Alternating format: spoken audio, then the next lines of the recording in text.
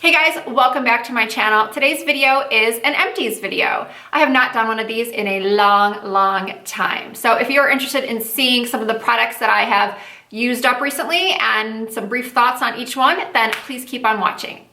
So I feel like I have to start off this video by saying that it's gonna be mostly like hair and skin products, very little like face makeup or color cosmetics, because it's very rare that I finish up anything like that. Like the only things I really finish up are foundations and maybe a powder, and mascara. But other than that, like I don't think I've ever gone through an entire eyeshadow or I've ever gone through an entire blush. I guess it's because I just rotate so many. It's so rare that I'll even wear the same thing 2 days in a row. I have finished brow pencils. I gotta say that. I finish a ton of those, but I don't have any to show you because I usually either toss them if they're Anastasia Beverly Hills and they're done, or if they're MAC, like I've used MAC Lingering and I'll use all those colors in my makeup kit, I'll usually back to MAC those as soon as they're done, and they go pretty quickly. So yeah, my point is that those are pretty much the only color cosmetics that I will finish up. So let's get started with the things I do have to show you. So this first product that's leaking a little bit because I just took it out of my shower because it's done and I need to buy a new one. I've actually gone through several of these. It's the Murad AHA BHA Exfoliating Cleanser. I'm pretty sure I've talked about this in one of my older videos because I've been using it for so long. And the reason why I keep it in my shower is because I use this as my morning cleanser. At night, I use something a little bit creamier, more emollient. And at night, in the morning, I'll use this just because I like the little granules that it has. And I feel like it's just getting off the oil and debris from overnight. And it just keeps my skin smooth and ready for moisturizer. So next up is this Eucerin Skin Calming Dry Skin Body Wash. If you are someone like me who is a shaver of the legs and bikini area, not like a waxer or has laser hair removal, you know, or if you're, I think for most women, razor burn and skin irritation is a huge deal. So I was reading Allure a couple years ago. I have been using this for a really long time. So yeah, it was a couple years ago. I saw in Allure magazine, some celebrity had mentioned using this on her bikini line and she never got razor bumps. So I immediately rushed out and bought it. You can get it at any drugstore. It's been harder to find. I think I mostly find it at CVS. I'm not sure if Target has it. But anyway, it is, again, I'll put everything down below. But I use this when I shave and it really does help with any skin irritation. I don't use it as my full body wash. I only use it when I'm going to be shaving. And as I said, it just keeps the irritation and the bumps and the redness away. So next up is another item that I've gone through bottles and bottles of and that I recommend to everybody who asks me about a remover, is this Skin by Sonia Kashuk Remove Eye Makeup Remover. This is the best one I have found at the best price. You can get it for about $10 to $12 at Target. They have changed the packaging because my new one has different packaging, but I absolutely love it. It's like using water on your eyes, but it gets off everything. And what I mean by when I say that it's like water, it doesn't have any irritation. It doesn't have a greasy feel at all. It's almost as if you're putting water on your eyes, but like I just said, it takes off everything. Waterproof eye makeup, waterproof mascara, it's fantastic. And it's just the best I have found at the best price. So that's why I recommend it to everybody, even with those with sensitive eyes. Okay, the next thing that I finished, I have like half an application left maybe, is this Olaplex No. 3 Hair Perfector. Now, this product was actually in a video I did a little over a year ago.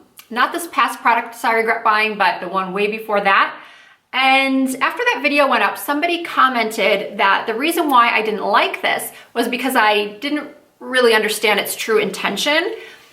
When I use a mask or any type of repair treatment, I expect my hair to feel like really soft and smooth and silky, just like a real difference after I use it. And I felt like I didn't get that with this.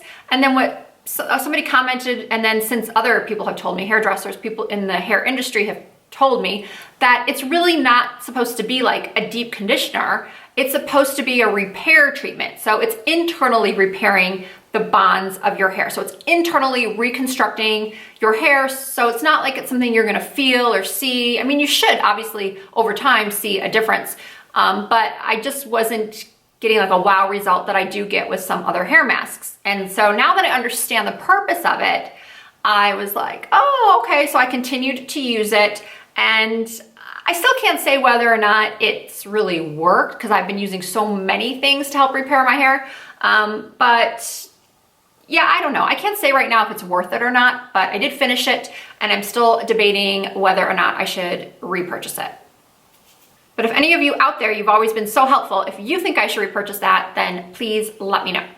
Another hair item that I've gone through several of is this Rita Hazan Root Concealer Touch-Up Spray. I believe I've mentioned this in other videos as well. I hate that I don't know that I'm out of this until I go to spray and it just stops spraying. There's just nothing left in it. So I wish there was a way for it to tell you how much is left, because I have been caught on vacation with no root concealer, because I need root concealment basically 2 weeks after I get my hair done. That's when the grays start coming through, and I hate them. So I like the spray that I can just shh and they're gone. I can put it like along the side of my hair where I'm kind of have more thinning hair. I've tried cheaper versions because this is like $25 or $26. I've tried like the L'Oreal version and some other, like one that was $6.99 at Walgreens, and it was awful. It went everywhere. It just was the wrong color. Like the light brown was like a dark brown. And if you get, again, I need your help here. If you know of another product that is just as good, that's maybe a little less expensive, but I don't really mind paying the money if it's something that works and works well and that I use a lot. Again, I just wish it would let me know when it's almost out. Okay, for makeup, as I mentioned earlier, I do finish foundations, and the one that I finish the most is the Studio Fix Fluide. You can't tell that it's empty until you open it up, and then you kind of look in and you see it's empty. And I do save these bottles also for back to MAC. So I save the caps. I do use a pump in them, but I always save the cap so I can keep the pump when I do the back to MAC. Anyway, this is NC35. This is the latest one I finished. People ask me all the time what color I am in MAC, and to be honest, I'm not even really sure because I mix colors, because NC25 is too yellow for me, and W25 is too pinky for me, so I'll mix NWs and NCs.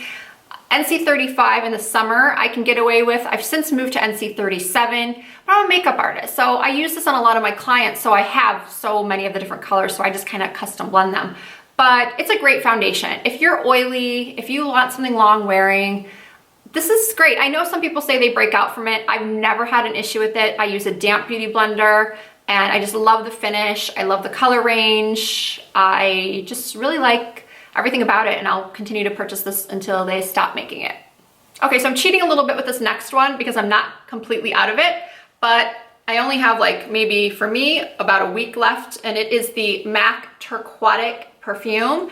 I have worn this for years, not this specific bottle obviously, but I have wearing this perfume for years as just my daily fragrance. Like if I'm just going out for lunch or just doing whatever, I love this. I get so many compliments when I wear it. It's just so clean and fresh. I wouldn't say it's like a sexy fragrance. That's why I don't wear it when I go out at night. I prefer like my Jimmy Choo Illicit is my favorite nighttime. But for daytime, again, I get so many compliments every single time I wear this, so I will be repurchasing this one. Okay, so now we have a lipstick, a actual makeup color cosmetic product.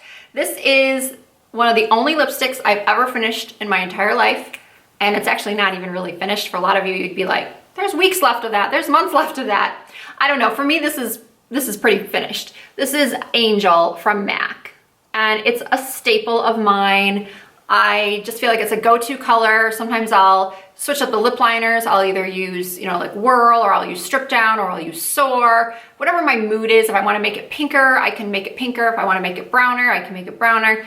It's just a really flattering color on my skin tone with my blonde hair and blue eyes, and pretty much with all the hair colors I've been, it's still worked. So it's just a no fail. I like the formula of it, and I will definitely be repurchasing this because I cannot be without it.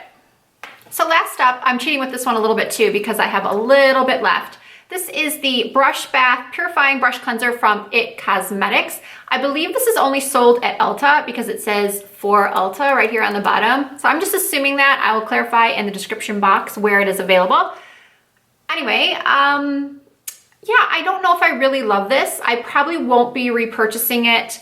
I picked it up when I was freelancing at Ulta for a different brand, and the IT Cosmetics representatives were all using this, and they told me how great it was, and it conditions the brushes.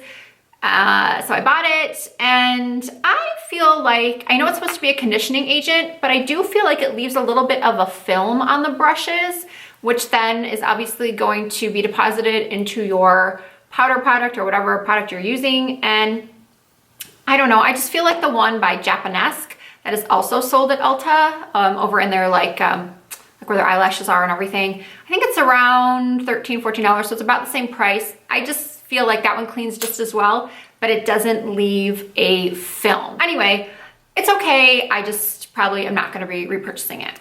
So that is all. That is all I have for you this time for my Empties video. I hope that you enjoyed it. Let me know if you try any of these products or if you have any of those other recommendations for me that I asked for. I would really, really appreciate that. Don't forget to subscribe to my channel if you haven't already. You can also follow me on Snapchat and on Instagram and Facebook. All of that is Risa Does Makeup. I appreciate your comments and your thumbs up and just your support overall. It means so much to me, and I'll see you guys in my next video.